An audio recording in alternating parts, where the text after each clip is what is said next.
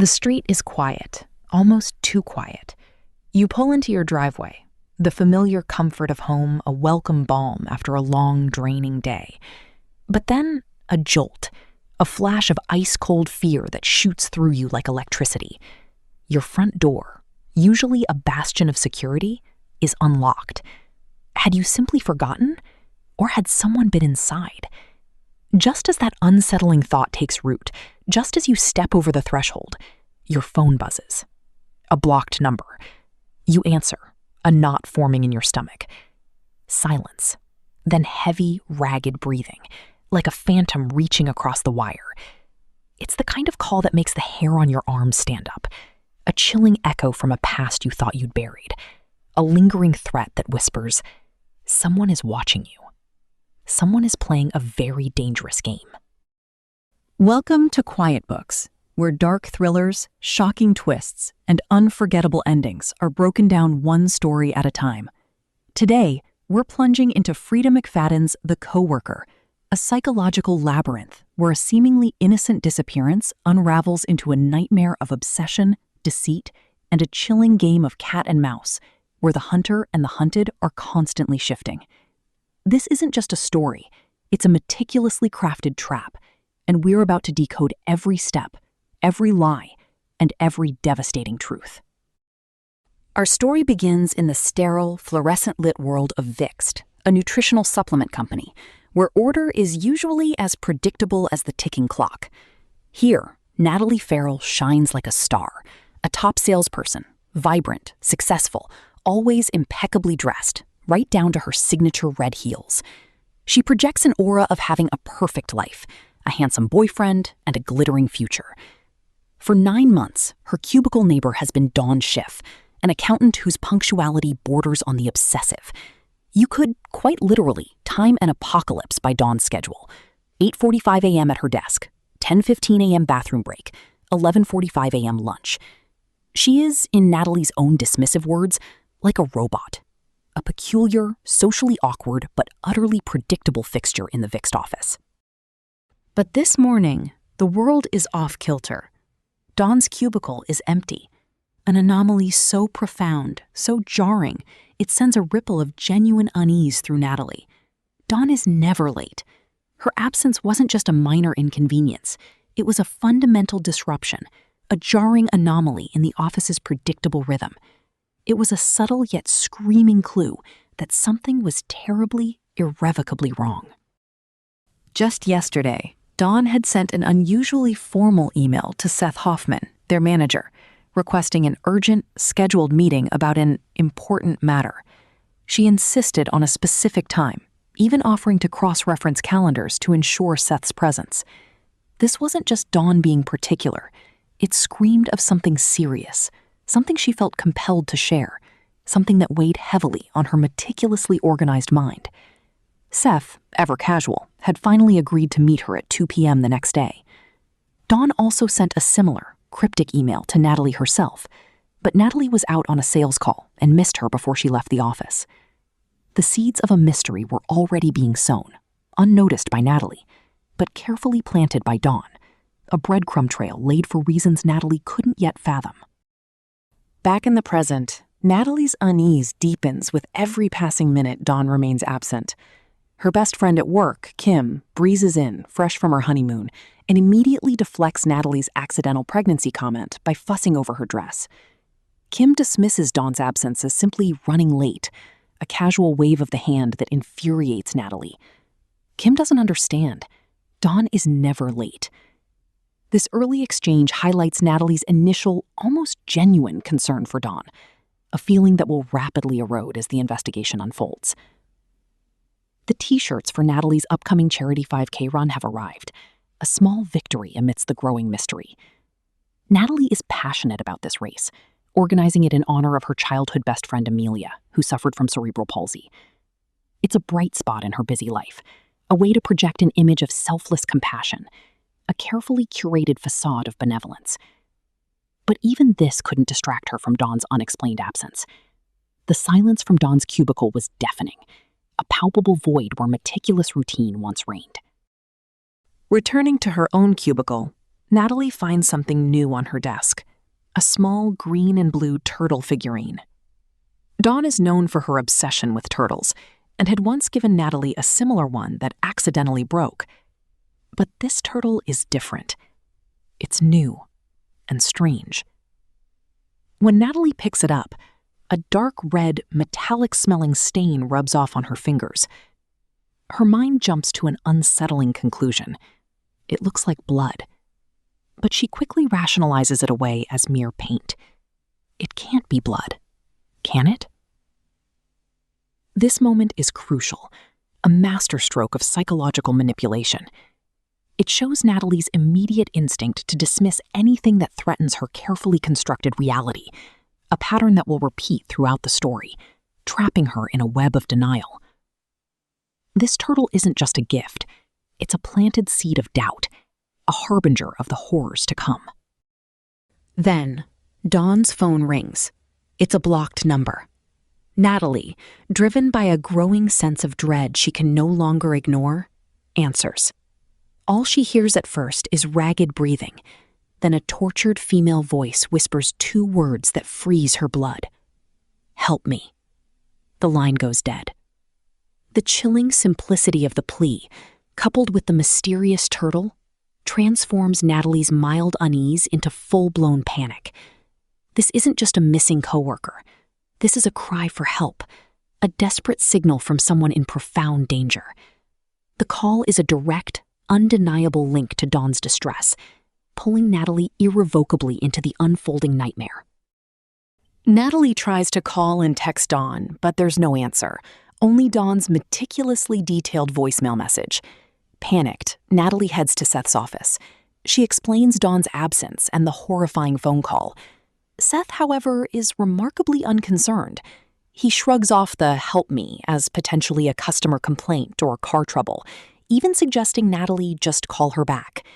Natalie points out she already tried. As Seth casually dials Dawn's number, Natalie notices a subtle but significant detail. His wedding ring is gone, leaving a fresh tan line, and the photo of his wife is missing from his desk. She dismisses it as none of her business, a fleeting thought, but the observation hangs in the air, a silent clue to Seth's own unfolding personal drama, which will soon entangle with Dawn's disappearance. Seth gets Dawn's voicemail, then remembers their 2 p.m. meeting. He's confident Dawn will show up, despite her earlier urgency. Probably something ridiculous, knowing Dawn, he scoffs, an inappropriate smile on his face. Natalie suggests calling the police, but Seth dismisses the idea as absurd for someone merely an hour late. His nonchalance is unsettling, and Natalie starts to doubt her own instincts. Was it really Dawn on the phone? Could it have been a customer? Seth's dismissive attitude makes Natalie question her own judgment, unknowingly planting seeds of self-doubt that will make her more susceptible to later framing. To truly understand the simmering resentments and misplaced affections that will drive this story, we flash back 9 months earlier to Dawn's first day at Vixt. In an email to her only friend, Mia, Dawn reveals her deep shyness, comparing herself to a turtle retreating into its shell. She describes her new cubicle as having nowhere to hide. Her initial impression of Seth was positive, but today he seemed distracted and annoyed by her detailed questions, especially about refrigerator bacteria. "Jesus, Dawn," he said, just like her father used to. This small detail paints a picture of Dawn's lifelong struggle with social interactions, her literal, often misunderstood approach to the world, and the ingrained patterns of dismissal she experiences. Then she met Natalie. Natalie, with her corn silk hair, striking red pumps, and warm smile, made Dawn feel seen, not judged. Natalie's friendly welcome and enthusiastic words about Vixt made Dawn feel for the first time like she might find a casual friend. She was determined to try, even if she knew no one could replace Mia. This flashback is crucial. It establishes Dawn's profound vulnerability, her desperate longing for connection, and her almost childlike admiration for Natalie, setting the stage for the deep-seated obsession and resentment that will fuel the entire narrative. Natalie, unknowingly, became the object of Dawn's desperate hope for belonging, a hope that would tragically curdle into something far more sinister. Back in the present, Natalie's day continues, a strange blend of professional success and creeping dread. She nails a sales call and prepares for a podcast interview to promote her charity run. Her boyfriend, Caleb, handsome and kind, stops by for a quick, affectionate kiss. Natalie feels like he could be the one, a stabilizing force in her carefully curated life. She considers telling him about Dawn, about the chilling phone call, but decides against it, wanting to present her best side, to maintain the illusion of her perfect world. This choice reveals Natalie's deep-seated need for control and her aversion to vulnerability, even with those closest to her. It's a character flaw that will ultimately unravel her. During her podcast interview, just as she's sharing the emotional story of Amelia, her phone vibrates. Another blocked number. The same chilling feeling returns. Help me. This time, she lets it go to voicemail, but the incident reinforces her growing dread. The calls are not a coincidence.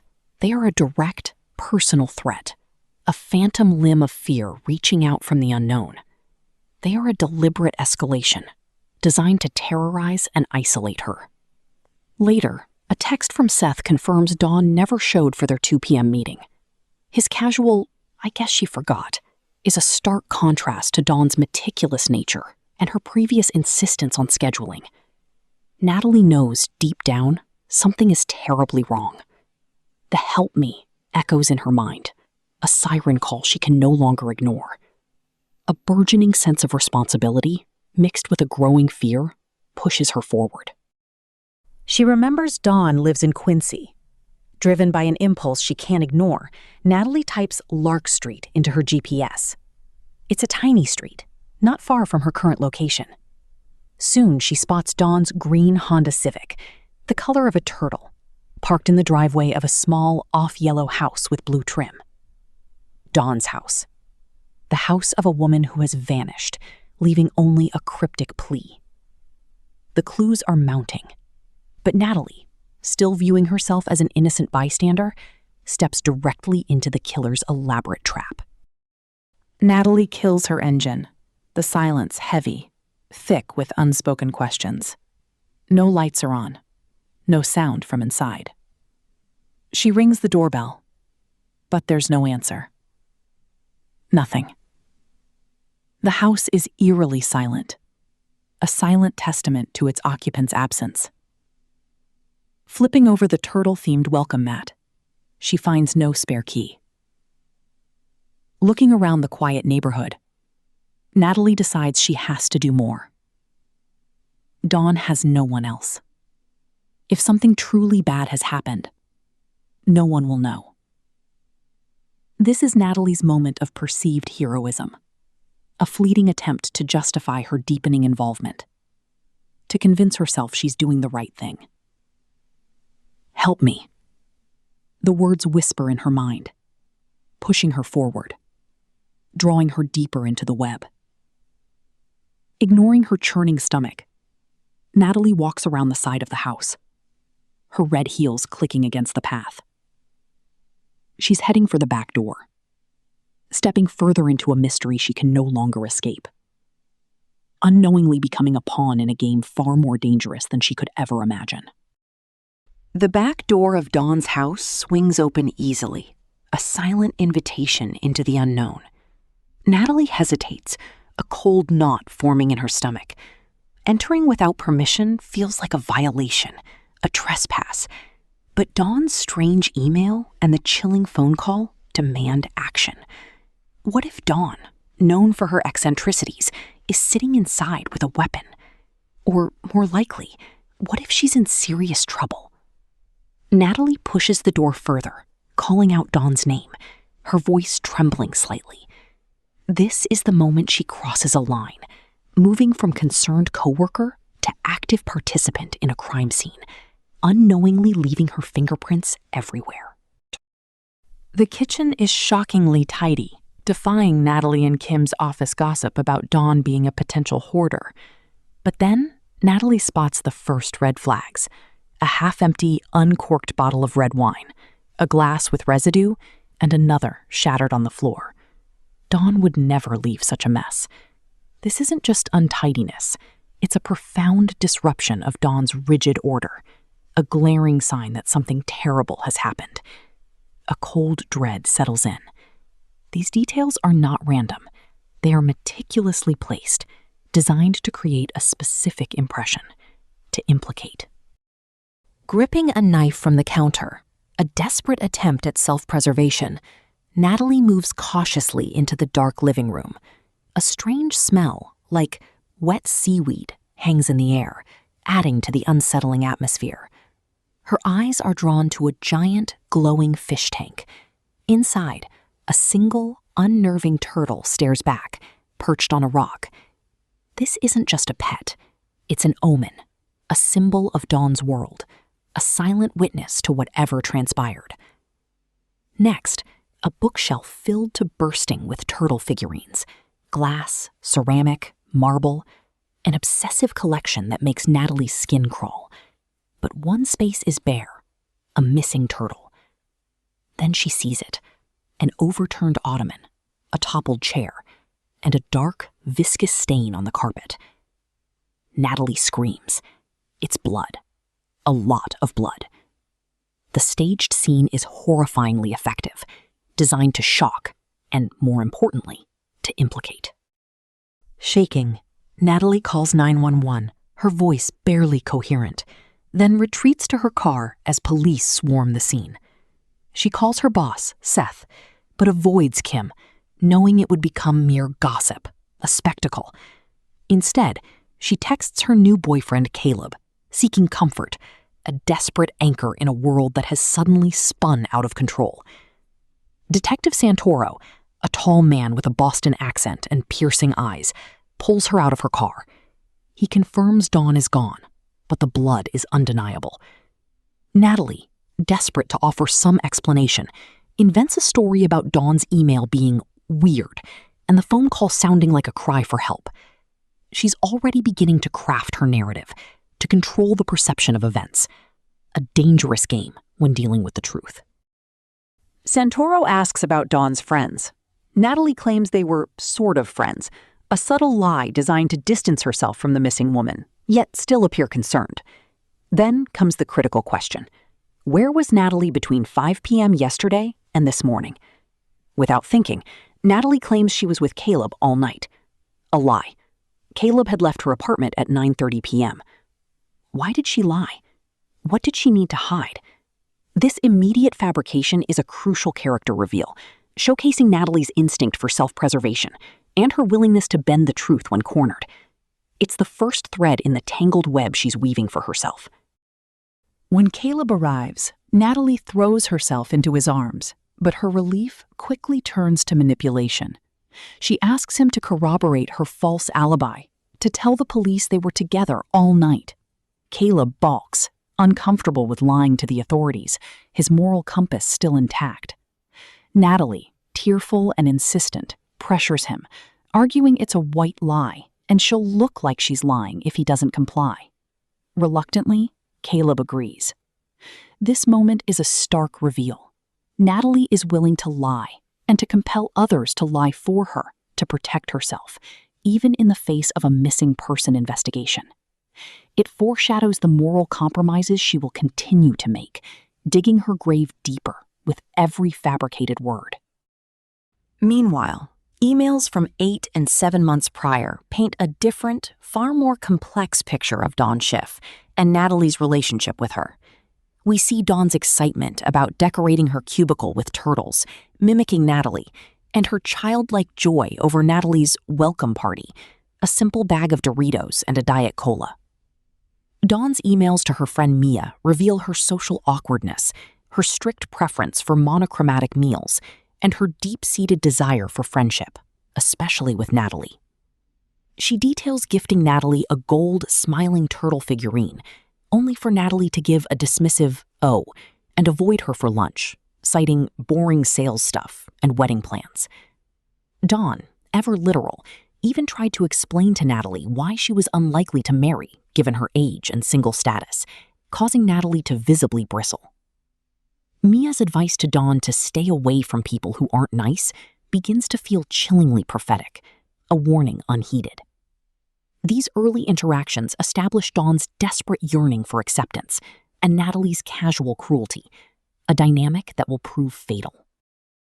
Later that evening, driving home, Natalie receives an annoying call from her mother, who worries about her living alone and pushes her to get married. Natalie hangs up, irritated. As she pulls up to her own house, the dark, quiet street reminds her unnervingly of Dawn's. Then, a jolt of fear. Her front door is unlocked. Had she forgotten to lock it? Or had someone been inside? Just as she enters, her phone buzzes. A blocked number, just like the one that interrupted her podcast. Silence, then heavy breathing. It's the kind of call she used to get, a lingering threat from her past that she thought was long gone. Caleb texts, asking if she made it home safely, a small comfort in a night filled with unease. The terror Natalie feels is real, but the source is still shrouded in mystery, leading her to believe she is the victim, not the implicated. The next morning, Dawn is still missing, and the office hums with a sickening undercurrent of dread. Natalie finds the turtle figurine she'd tossed to the corner of her desk, now sitting front and center. It's been moved. And for the first time, she wonders if the dark red material she saw on it yesterday was not paint, but blood. Disgusted, she throws the turtle into the trash, desperate to rid herself of the unsettling object. This is a crucial moment of growing paranoia, a realization that someone is actively targeting her, using the very symbols of Dawn's life to do so. Kim, oblivious, gossips about Dawn and asks if Natalie will still run the charity 5K. Natalie, ever pragmatic, ever self-serving, decides to use Dawn's disappearance for publicity, suggesting they run in her honor. The calculated move solidifies Natalie's self-serving nature, even in the face of tragedy. It's a chilling reminder of her true priorities. As Seth calls, wanting to talk to her, the net is tightening around Natalie, and she can feel it. The game is escalating. The following morning, Natalie, sleep-deprived and on edge, is immediately summoned to Seth's office. Her boss is uncharacteristically disheveled, his usual crisp demeanor replaced by a haggard look. He confirms that Detective Santoro will be back to interview everyone, specifically asking for her.